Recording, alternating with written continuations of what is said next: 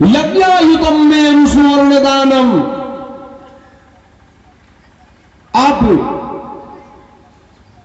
यज्ञ करवा करके सुमेरु पर्वत इतना बड़ा, इतना वजन, इतना चौड़ा आप स्वर्ण दान कर दो। वो एक तरफ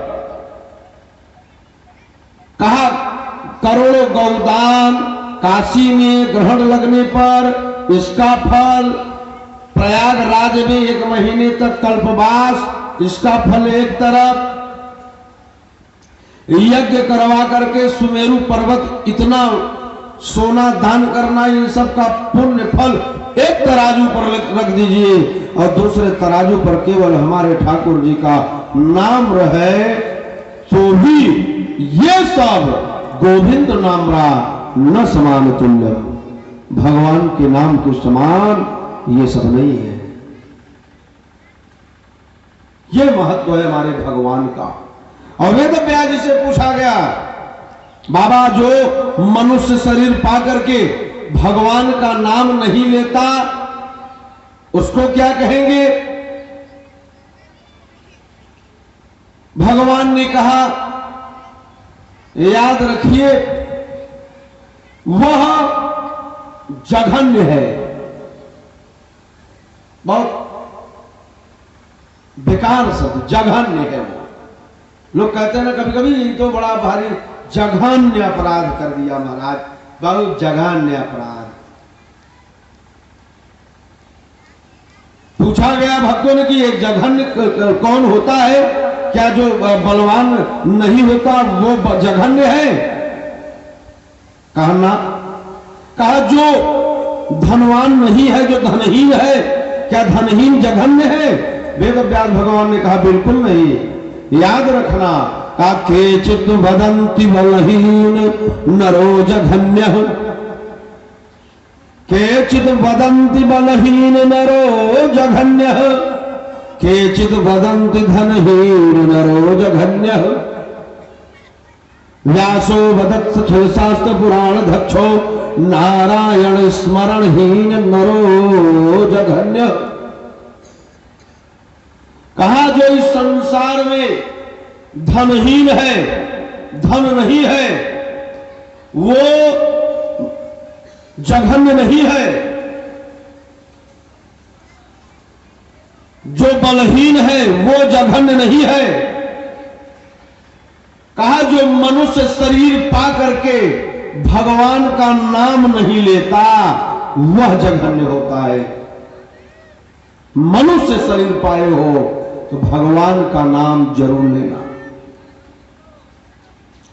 इसी नाम से, इसी नाम को जप करके एक 5 वर्ष का बालक एक लोक को प्राप्त किया। कल मैंने कथा ये जो रोका था, मनु को 2 पुत्र हुए, नृपौ तान पाद सुत जासु। मनु को 2 पुत्र हुए, प्रियव्रत और उत्तानपाद। उत्तानपाद की पत्नी का नाम था सुनीति। उत्तानपाद की पत्नी का नाम था सुनीति।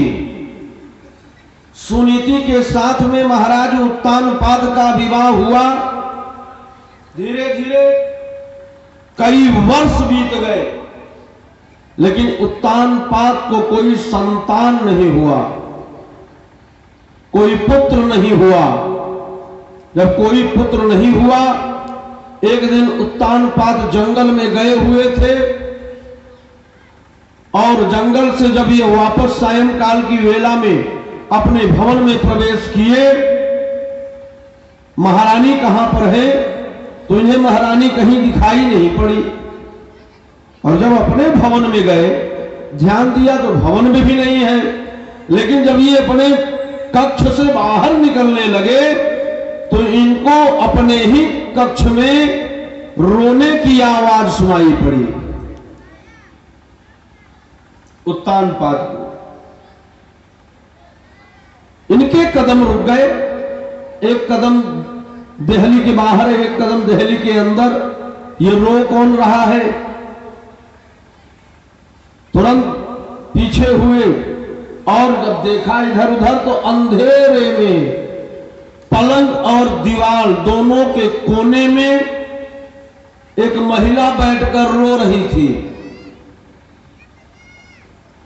महाराज को लगा ये कौन मेरे भवन में रो रहा है।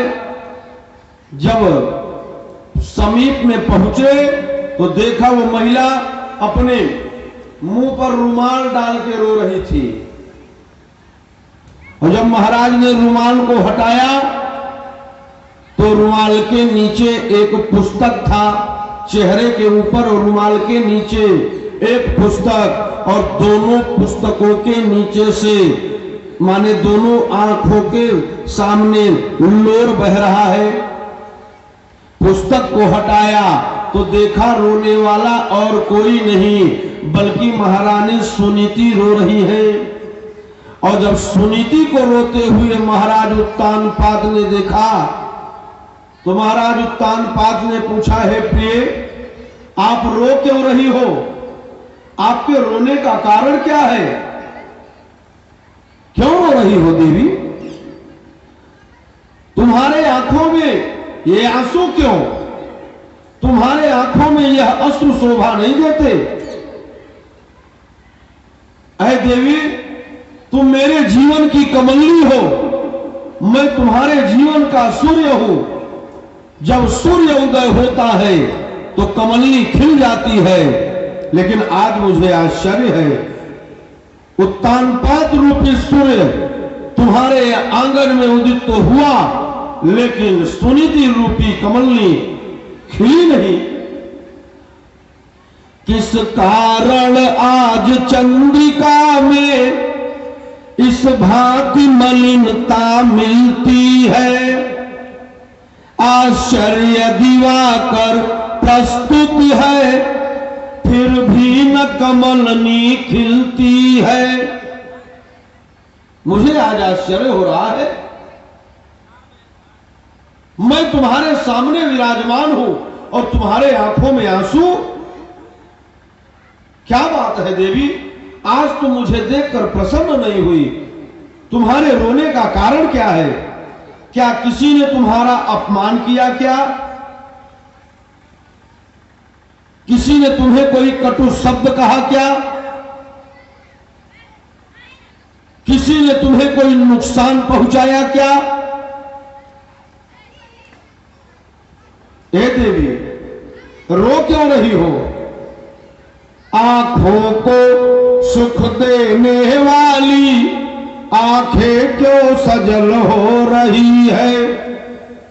काजर सीरत नारी आंखें क्यों जल से विकल हो रही है?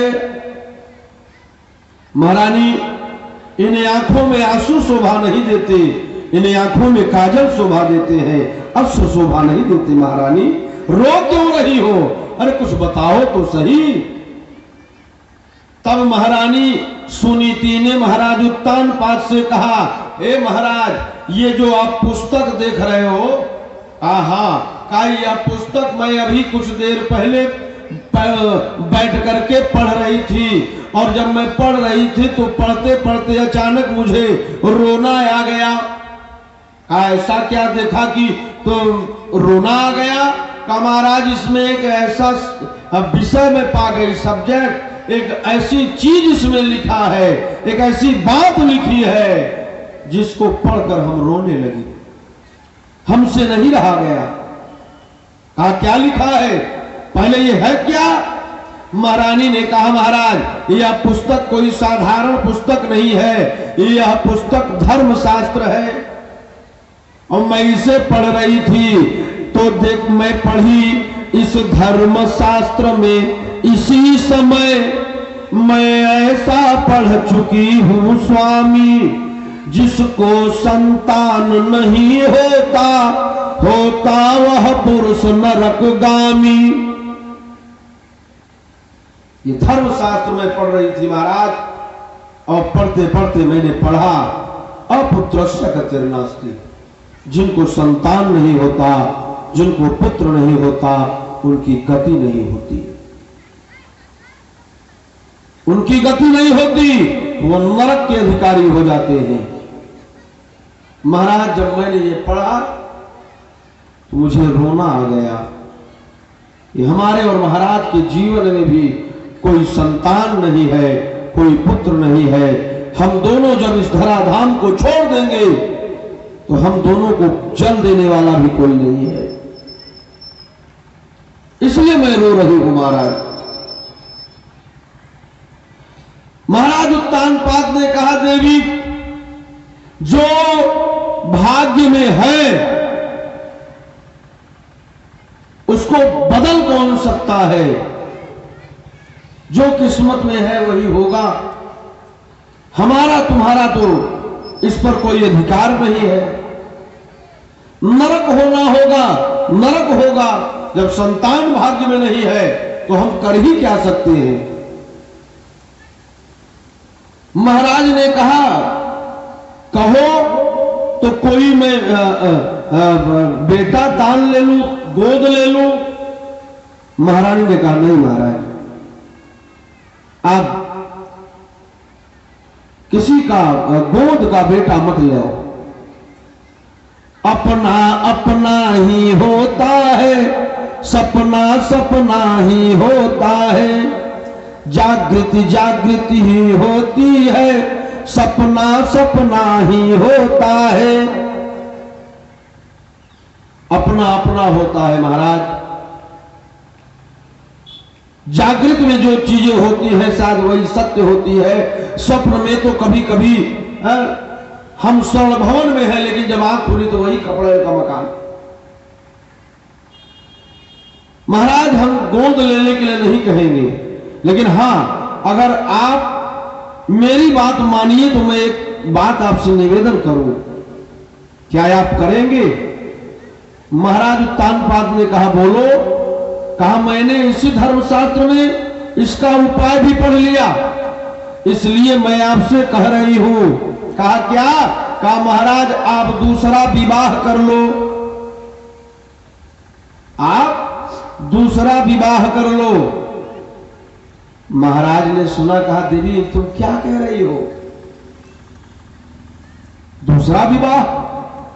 यह संभव है? अरे कोई भी नारी नहीं चाहती मेरे जगह, मेरे पति के जीवन में कोई दूसरी नारी मेरा जगह लेकर आवे, ये कभी कोई नहीं चाहती। हमारे यहां भोजपुर में भोजपुरी भाषा में कहते हैं, काठे का सवतिया न भावेली, सरदो ननद बिरावेली। काठ की सौत भी मंजूर नहीं होती, सौत स्वभाव सकई नहीं देखी, तुम्हारे ईर्षा कपट विसेखी। नहीं देवी, ये तो मैं नहीं कर सकता। अगर महाराज दशरथ एक ही विवाह किए होते कौशल्या से तो राम को 14 वर्ष जंगल जंगल भटकना न पड़ता। लेकिन उनके जीवन में अनेक रानियां थी। कैकेयी रूपी सवत जब आई तो सवत स्वभाव के कारण जब एक बार कौशल्या से उनका मन बिगड़ा, कैकेयी के मन में हो गया, महाराज वही कर रहे हैं जो कौशल्या चाह रही है, केवल हमको दिखावा कर रहे हैं, केवल पूछ ले रहे हैं कि ताकि काम न बिगड़े, यह खुश रहे। भयो कौशल सब विदिताहीन, मैं जान गई हो वही रहा है अयोध्या में जो कौशल्या चाह रही है। महाराज तो केवल मेरा मुंह रखने के लिए, मेरा मान रखने के लिए नाराज न हो जाऊं, इसलिए पूछ ले रहे हैं बस।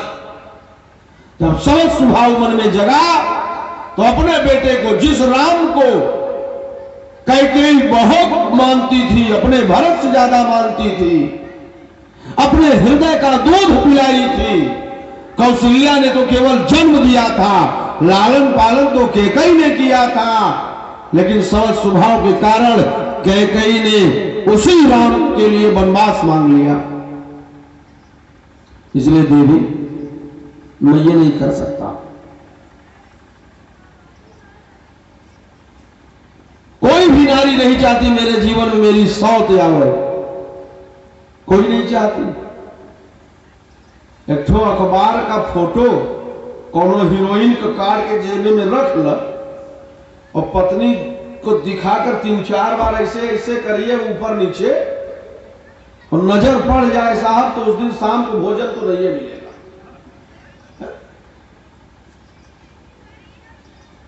लेकिन समझना ये कह कौन रहा है? स्वयं महारानी सुनीति कह रही है अपने पति से, महाराज आप दूसरा विवाह करना। कोई नारी नहीं चाहती मेरे पति के जीवन में दूसरी नारी आवे, लेकिन सुनीति कह रही है, इसका मतलब है कोई ना कोई विशेष बात जरूर है। बड़े ध्यान से, बड़ी गंभीरता से सुनना। कहा देवी आप दूसरा विवाह क्यों चाहती हो कि मैं कर लूं? तुम क्यों चाहती हो कि मैं दूसरा विवाह करूं?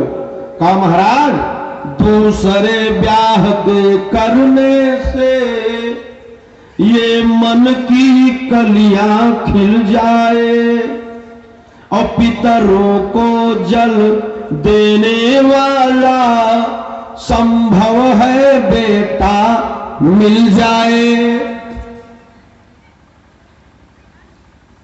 आप दूसरा विवाह कर लो महाराज, और दूसरा जब विवाह कर लेंगे अगर उससे संतान होगा तो कम से कम वंश चलाने वाला कोई आ जाएगा, पितरों को जल देने वाला, तर्पण देने वाला तो कोई हो जाएगा। विचार देखना माताओं कितना सुंदर था। महाराज ने कहा देवी याद रखना, मान लो मैं विवाह कर लूंगा और उससे अगर संतान पुत्र पैदा हो जाएगा तुम्हारा बड़ा अपमान होगा, तुम्हारी घर में कोई मान मर्यादा नहीं होगी, तुम बड़ी हो केवल नाम की रह जाओगी, दासी बन जाओगी। फिर गजब की बात सुनीति ने कहा, महाराज इसका तो फिक्र आप मत करो, आप डर रहे हो ना कि परिवारवाद झंझटवाद में मैं फंस जाऊंगा, दो पत्नी के बीच में पीसा जाऊंगा। आप इसके लिए तो आप निश्चिंत रहिए, आपके सामने पूरे जीवन में कभी कोई ऐसी परिस्थिति नहीं आएगी कि आप अपने पत्नी से परेशान होंगे, कभी नहीं आएगी, मैं कभी ऐसा होने नहीं दूंगी। अरे महाराज जब मैं अपने आप को उसके सामने दिखाऊंगी, मैं बड़ी हूं, मैं ये हूं, मेरा अधिकार है, मैं बड़ी महारानी हूं, मैं पहले आई हूं, जब अधिकार दिखाऊंगी तब झगड़ा होगा। अगर मैं नहीं दिखाऊंगी तो होना ही नहीं है। ये महाराज छोटी को बड़ी बना करके मैं खुद छोटी बन जाऊंगी, जैसा जी चाहेगा उसको मैं वैसा कर दिखलाऊंगी, धोतियां निचोड़ूंगी उसकी, जूठी थालियां उठाऊंगी। महाराज आप जब दूसरा विवाह कर लेंगे तो मैं छोटी को बड़ी बना दूंगी, छोटी को मैं बड़ी बनाकर रखूंगी और मैं बड़ी होते हुए भी जीवन भर छोटी बन जाऊंगी। मैं कोई काम नहीं करने दूंगी, मैं रसोई में भोजन पका लूंगी, जब तक वह स्नान करेगी और स्नान करके बाहर आएगी मैं थाली लगा दूंगी, बैठ के भोजन कर लो, भोजन कर लेगी मैं जूठी थालियां उठाकर साफ कर दूंगी और उसके वस्त्र निचोड़ करके साफ करके मैं दासी बन जाऊंगी। महाराज मैं स्वयं छोटी बन जाऊंगी, उसकी जीवन भर देखभाल करूंगी, आप विवाह कर लो। आखिर कोई न कोई बात तो बहुत विशेष होगी जो कि स्वयं बड़ी होते हुए भी कह रही है छोटी बन जाऊंगी। तो याद रखना मनुस्मृति में साफ लिखा है, हमारे यहां आप त्रिपिंडी सपिंडी, कहीं कहीं सपिंडी बोलते हैं, कहीं कहीं त्रिपिंडी बोलते हैं। त्रिपिंडी या सपिंडी बोलते हैं, आचार्य जन जानते हैं। और इसे साधारण पंडित करा भी नहीं सकता, इसे सब नहीं करा पाएंगे। कम से कम 5 घंटे से 6 घंटे लगते हैं कराने में नियम पूर्वक। और एक दिन का वो पूजा रहेगा, लेकिन कम से कम एक पंडित, उसमें रहेंगे 3 पंडित, एक पंडित 5100 से कम तो लेगा नहीं। कराना है कराओ, नहीं मत कराओ। आज के संदर्भ की बात बता रहा हूं, इतनी कठोर होती है, इतना नियम होता है। तो उसमें लिखा है जब त्रिपिंडी या सपिंडी होता है तो उसमें जब तर्पण की दिया जाता है, पिंडदान दिया जाता है, तो इतना तर्पण दिया जाता है, इतना पिंडदान दिया जाता है कि कभी कभी जो ध्यान से सुनते हैं तो विद्वानों को भ्रम हो जाता है। वेश्यास्य तृप्यन्ताम, वृक्षस्य तृप्यन्ताम, नागास्य तृप्यन्ताम, सर्पस्य तृप्यन्ताम। ये समझ में नहीं आता भैया, हम अपने पूर्वजों के लिए बैठे हैं कि वृक्षस्य तृप्यन्ताम, ये वृक्षों को तर्पण करने बैठे हैं। नागास्य तृप्यन्ताम, सर्पस्य तृप्यन्ताम, हम अपने पूर्वज का करने बैठे हैं कि सर्प का करने बैठे हैं। वेश्यास्य तृप्यन्ताम, हम पूर्वज का करने बैठे कि वेश्या का करने बैठे हैं। उसमें लेकिन मंत्र पूरा बोला जाता है। तो माने बड़ी ध्यान से, बड़ी गहराई से सुनना। बोला इसलिए जाता है कि हो सकता है हमारा कोई पूर्वज मर जाने के बाद यह 84 लाख का जो चक्कर है, हो सकता है कोई पक्षी बन गया हो। तो अगर जिस वंश में मैं हूं, हमारे वंशधर जो हमसे पहले रहे हो, चाहे 10 पीढ़ी, 20 पीढ़ी, 50 पीढ़ी ऊपर जो रहे हो, मैं उनका भी तर्पण कर रहा हूं। वो चाहे जिस योनि में हो, चाहे वो वृक्ष बने हो, पशु बने हो, पक्षी बने हो, वृक्ष बने हो, मैं उनको वृक्षस्य तृप्यन्ताम, मैं उनको तर्पण दे रहा हूं। पक्षी को वेश्यास्य तृप्यन्ताम, वेश्या को क्यों दिया जाता है? बुजुर्ग जानते हैं, पहले समाज में जिसका विवाह नहीं होता था, समाज में उसके लिए अलग व्यवस्था रहती थी। तो एक आदमी जब त्रिपिंडी के द्वारा माध्यम से जब वह पिंडदान देता है, वेश्या से तृप्यन्ताम, तो भाव रहता है, हो सकता है हमारे 10, 20, 50 पीढ़ी ऊपर हमारे कोई पूर्वज रहे हो जो जिनका विवाह न हुआ हो, और वो भी समाज के बनाए हुए इस नियम में गए हो और वेश्या उनको सुख पहुंचाई हो। तो जो वेश्या मेरे किसी पूर्वज को अगर सुख पहुंचाई है, तो मैं उस वेश्या को भी पिंडदान देता हूं, उसका भी कल्याण हो। कई चीजें ऐसी हैं जो हम करते हैं लेकिन पता नहीं होता। नियम आ गई, हम लोग निभाते चले आ रहे हैं। नियम बन गई है, हम पालन कर रहे हैं, लेकिन पता नहीं है।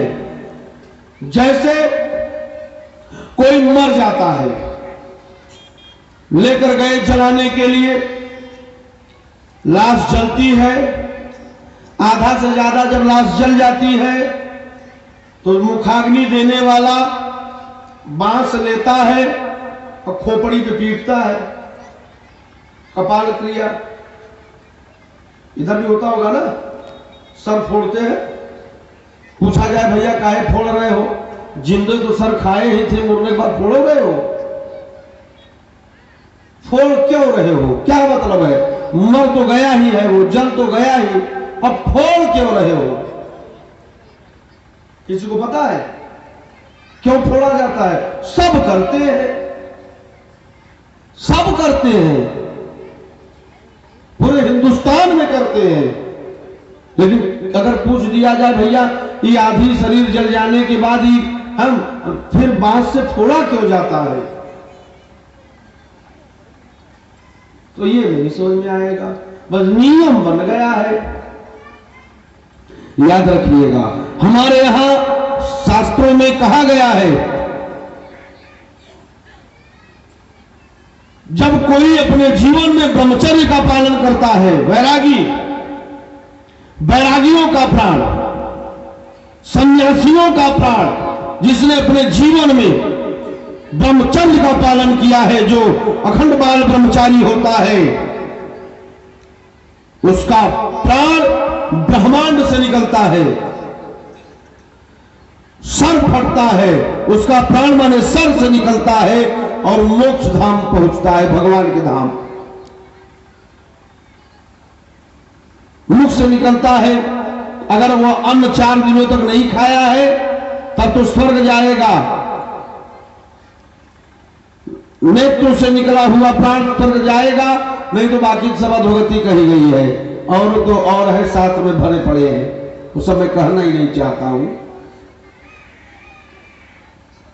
तो जो ब्रह्मचर्य का पालन करते हैं उनका प्राण, जो ब्रह्मचारी होते हैं, सन्यासी होते हैं, उनका प्राण ब्रह्मांड से निकलता है, सर से निकलता है, वो मोक्ष को प्राप्त होते हैं, भगवान के धाम को जाते हैं। नियम में थोड़ा सा उतार चढ़ाव हो गया,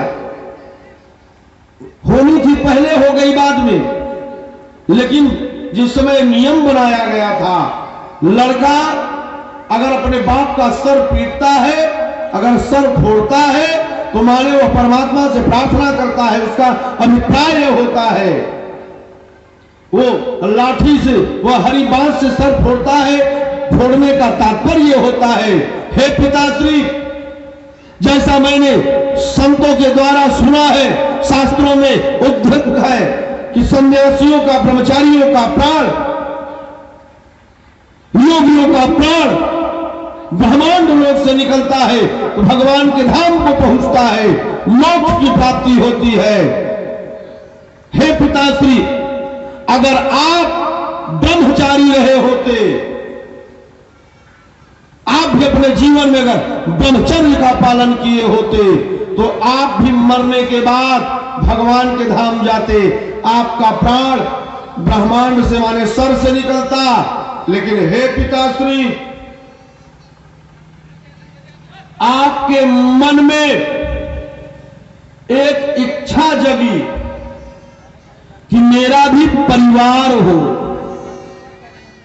इसके लिए पिताजी आपने विवाह किया मेरी मां से, और जब विवाह किया तो आपके मन में मेरे प्रति, एक पुत्र के प्रति इच्छा जगी कि मुझे पुत्र हो। तो हे पिताश्री, एक पुत्र की लालसा से आप अपने ब्रह्मचर्य को नष्ट कर दिए, तब मेरा जन्म हुआ। तो अगर आप संतान न पैदा करते, मुझे न पैदा करते, तो आप ब्रह्मचारी रहे होते। लेकिन अगर आपने अपना ब्रह्मचर्य नष्ट किया, आपने भगवान के परम धाम को अगर छोड़ा, तो एक पुत्र के लालसा में, यानी मेरे लालसा में। तो हे पिताश्री, अगर आप मेरे लिए, आप भगवान के धाम को भी एक बार छोड़ सकते हैं, तो मैं आपका पुत्र होने के नाते उस परमात्मा से यह प्रार्थना करता हूं, हे परमात्मा, योगियों का प्राण, ध्यानियों का प्राण, सन्यासियों का प्राण, ब्रह्मचारियों का प्राण ब्रह्मांड से निकलता है, आपके धाम को जाते हैं। लेकिन मेरे पिता की मृत्यु हो चुकी है, लेकिन हे परमात्मा, अगर मेरे पिता की प्राण अगर शरीर के किसी भी अंग में हो, तो मैं अपने पिता का सर फोड़ रहा हूं। मेरे पिता का अगर प्राण शेष रहा हो शरीर में, तो इनका प्राण सर से निकले और आपके धाम को जाए। तोड़ने का, सर फोड़ने का अभिप्राय सिर्फ यही होता है। और एक बात याद रखना, ये प्राण कब निकलता है ये आज तक धरती पर कोई नहीं बता सकता। ईश्वर अंश जीव अविनाशी आपको 10,000 रुपया दे दे, जाइए स्फटिक की माला लेकर चले आओ। जो रत्नों के विशेषज्ञ हैं उनकी तो बात छोड़िए, लेकिन जो रत्नों के जानकार नहीं है तो आप जाओगे 10,000 रुपया काशी में दे करके प्योर शीशा लेकर चले आओगे। जब हमें आपको पता नहीं है, हम रत्नों को नहीं पहचान पा रहे हैं, नीलम क्या है, पन्ना क्या है, पुखरात क्या है, स्फटिक क्या है, तो प्राण के बारे में कौन है जो बता दे? प्राण के बारे में कोई नहीं बता सकता। जीव निकल जाती है, जीव निकल जाती है और यह शरीर सुषुप्तावस्था को प्राप्त हो जाती है। श्वास बंद, नाड़ी देख करके दिए मर गए, प्राण खत्म। लेकिन प्राण गया है कि नहीं गया है ये कोई नहीं बता सकता। प्राण अपने आप जब जाता है, ये भगवान के अलावा धरती पर कोई जान नहीं बांटता, न कोई बता सकता है कि प्राण गया कि नहीं गया। भैया प्राण है, लेकिन जब जीव सुषुप्तावस्था को प्राप्त हो जाता है तो वेंटिलेटर पे लेटा रहता है, शरीर तो हिलवा ही नहीं करता। प्राण है, प्राण निकला है कि नहीं निकला है ये कोई नहीं बता सकता। जीव समाप्त हो जाता है तो ये हो जाता है मर गए, श्वास बंद। एक पुत्र अगर पिता के मरे हुए खोपड़ी में लाठी से मारता है तो उसके मारने का सिर्फ इतने अभिप्राय होता है कि अगर इनका प्राण अवशेष हो तो मैं सर फोड़ रहा हूं, इनका प्राण निकले और भगवान के धाम को जाए। और सुनीति ने कहा आप विवाह कर लीजिए महाराज। जब विवाह कर लेंगे, मर जाने के बाद जब बेटा गया में जाएगा, जब त्रिपिंडी कराएगा तो उसमें मंत्र बोला जाएगा, दुनिया भर के लिए पिंडदान दिया जाएगा। सर्प से 53 दाम, वेश्या से 53 दाम, नागा से 53 दाम, सर्प से 53 दाम। हो सकता है हमारे पूर्वज कोई मरने के बाद सर्प योनि में चले गए हो, या हमारे पूर्वज किसी सर्प को मारे हो तो उनका कल्याण हो। सबका कहते कहते कोई छूटता नहीं है। मामा मामी, नाना नानी, काका काकी, बुआ फूफा, सब को लेते हुए, बड़ी मां छोटी मां, सबसे आखिरी में पिता और उसके सबसे बाद में तब स्वमाता, जिस माता ने मुझे जन्म दिया, मातृ से तृप्यंताम, उस मां को सबसे आखिरी में उसी के लिए पड़ता है जो मां उसको जन्म दी रहती है। तो सुनीति कहती है स्वामी आप विवाह कर लेंगे और छोटी वाली आएगी, उससे अगर संतान हो जाएगा तो मेरा यही फायदा होगा कि वो अपने मां से जन्म लेगा, लेकिन पिंडदान पहले मुझे मिलेगा फिर उसे मिलेगा। महाराज का विवाह करने का मन नहीं है, लेकिन जब महाराज ने बार बार कहा तब महाराज उत्तानपाद ने दूसरा विवाह किया। और दूसरा विवाह किया तब जो महारानी आई उनका नाम हुआ सुरुचि।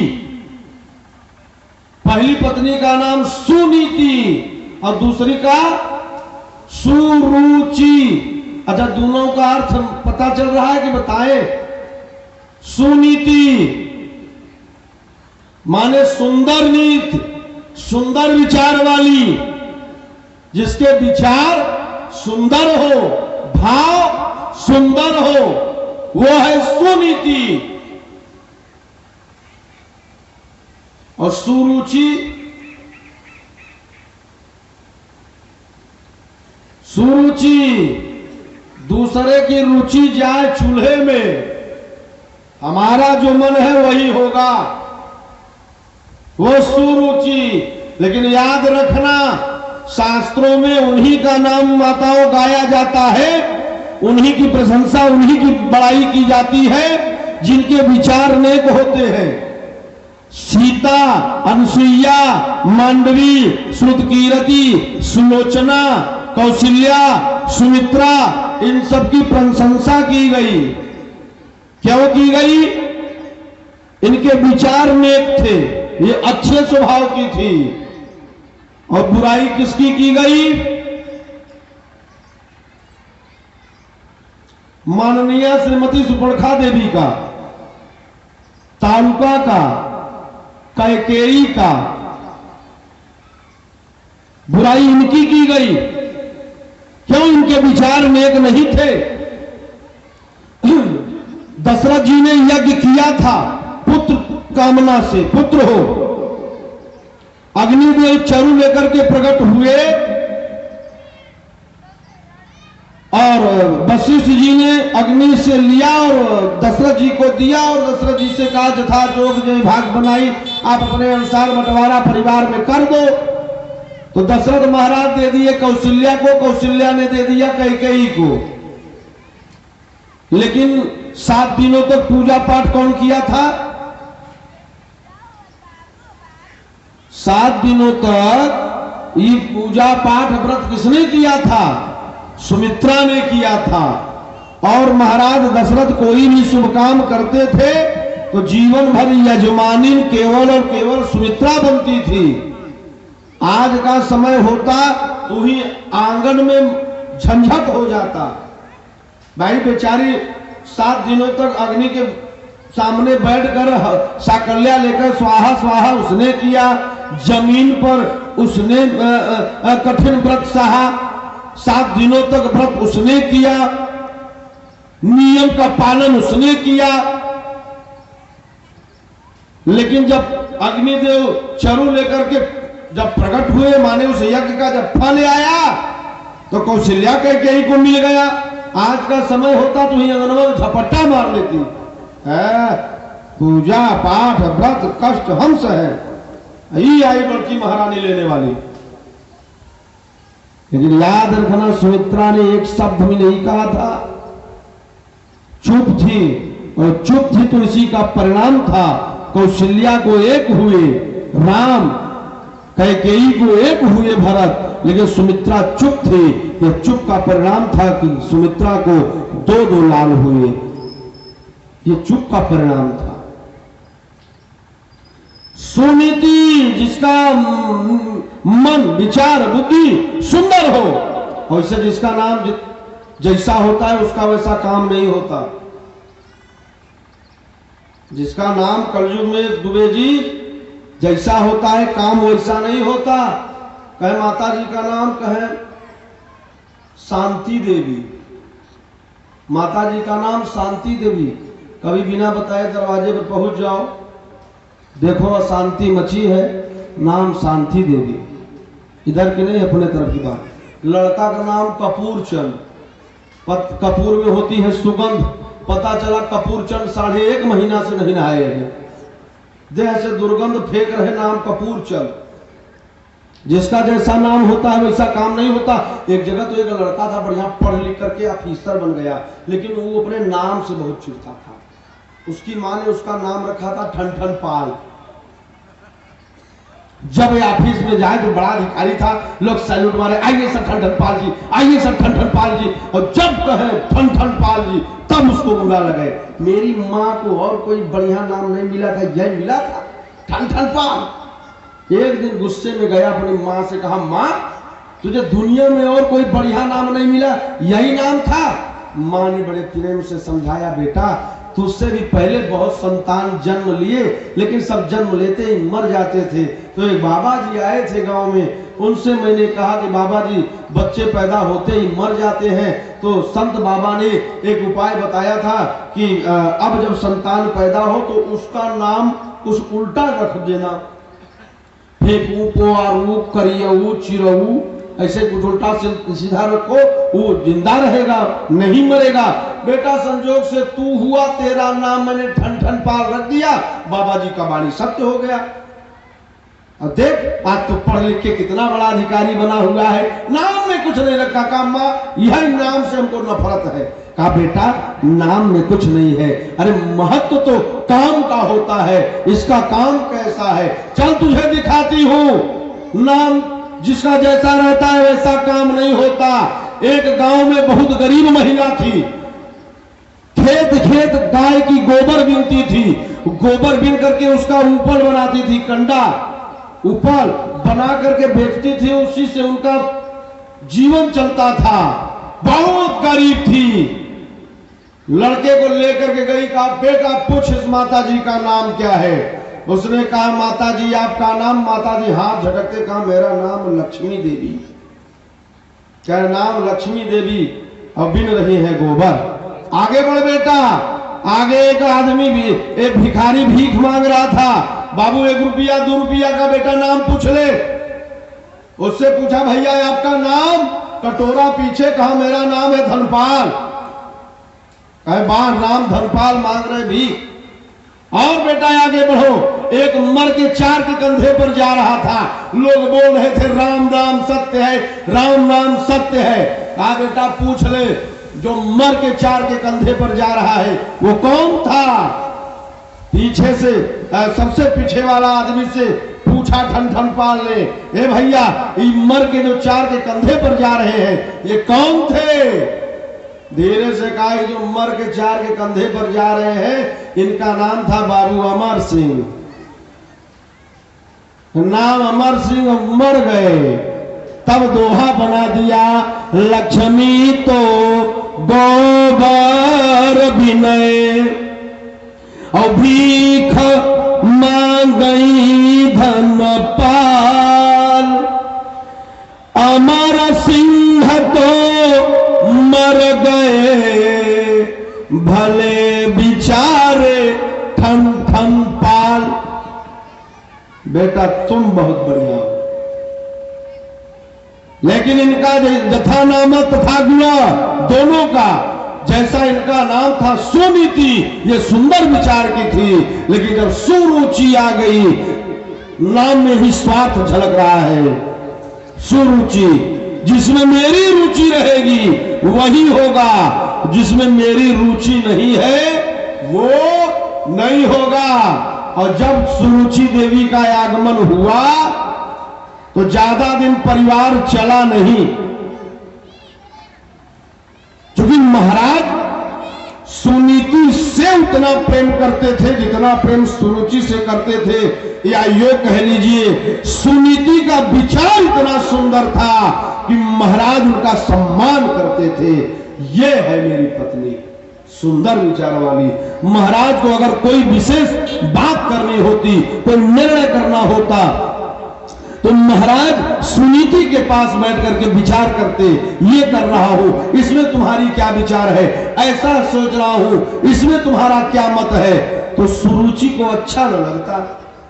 पत्नी तो मैं भी हुई इनकी, लेकिन जितना भाव ये इसको देते हैं मुझको नहीं देते हैं। अच्छा कोई बात नहीं, अब एक षड्यंत्र रचा। षड्यंत्र क्या रचा? षड्यंत्र ये रचा, एक नौकर को धीरे से सेट किया और धीरे से उसके हाथ में पैसा दिया, धन दिया, सोने की मुद्रा दिया। का सुनो, जब मैं जिस समय पे जैसा कहूंगी उस समय पे तुम ऐसा कह देना। कहा कहना क्या पड़ेगा? कहा बाद में बताऊंगी। अब जब धीरे से अर्धरात्रि हुई, महाराज के पास जब सुरुचि गई, धीरे धीरे महाराज के कान में धीरे धीरे रोज भरना चालू किया। महाराज एक बात कहूं आपको बुरा ना लगे तब। कहा क्या? कहा आजकल बड़ी महारानी का चाल चलन ठीक नहीं है, ये रोज आधी रात को क्यों उस नौकर के शिविर में क्यों जाती है? नहीं ऐसा नहीं हो सकता। नहीं महाराज हो सकता है। ये कई दफा ऐसा कान में भरी कि थोड़ा थोड़ा महाराज के मन में संदेह उत्पन्न होने लगा। और एक दिन संजोग से ये चालाकी से कहा दीदी कहा वहां पर चलिए, हम आप थोड़ा सा अंधेरे में घूम आवे। कहा ठीक है। ये दोनों गई और नौकर को वहीं पर रख दिया। कहा जब महाराज आएंगे वो पूछेंगे सुनीति कहाँ है, तो कह देना कि वो एक नौकर है इस शिविर में, उसी के साथ कहीं गई है। और महाराज आए पूछे, क्योंकि धन से उस नौकर को खरीद लिया था, उसने वैसा कह दिया। लिहाजा परिणाम ये हुआ कि सुनीति का ऐसा कुचक्र कि महाराज ने एक निर्णय लिया कि इसको अब इस राजभवन में रहने का कोई अधिकार नहीं है। महाराज ने जंगल दे दिया सुरुचि को। सुरुचि को जंगल दे दिया, जंगल में लेकर जाओ, जंगल में छोड़ दो। और जंगल से छोड़कर चले आए।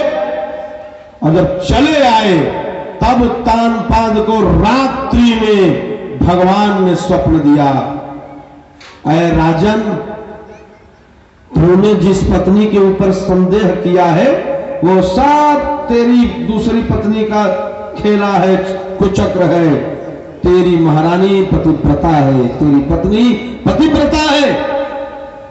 महाराज को सुनीति के विचार पर संदेह नहीं था, वो तो इतना भर दिया था कि मस्तिष्क बिगड़ गया।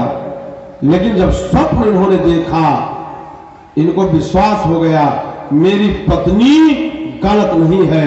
परिणाम हुआ कि ये अब ला तो नहीं सकते थे, लेकिन अब ये जंगल में भी जाने लगे और अपने राजभवन में भी रहने लगे।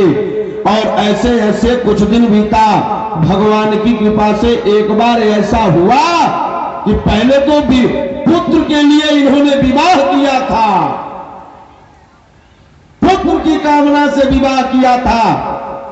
पुत्र नहीं हुआ तो दूसरा विवाह किए कि इन बड़ी महारानी से नहीं हुआ तो छोटी से हो जाए।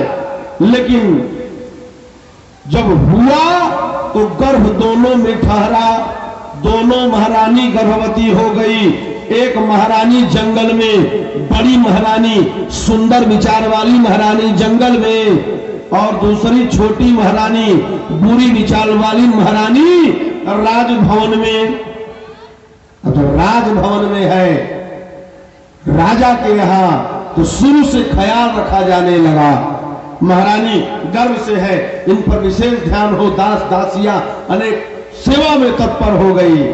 और सुनीति स्वयं जंगल में अपने हाथ से लकड़ी बीनना, चूल्हा बनाना, ईंधन इकट्ठा करना, संसाधन खाने पीने का इकट्ठा करना, कष्ट भरी जीवन, साधुओं की कुटिया में जाकर के रहने लगी। और साधुओं ने देखा अपने ज्ञान चक्षु के द्वारा कि महारानी के गर्भ में एक बहुत ही सुंदर बालक हो जन्म लेगा, ये भगवान का भक्त होगा।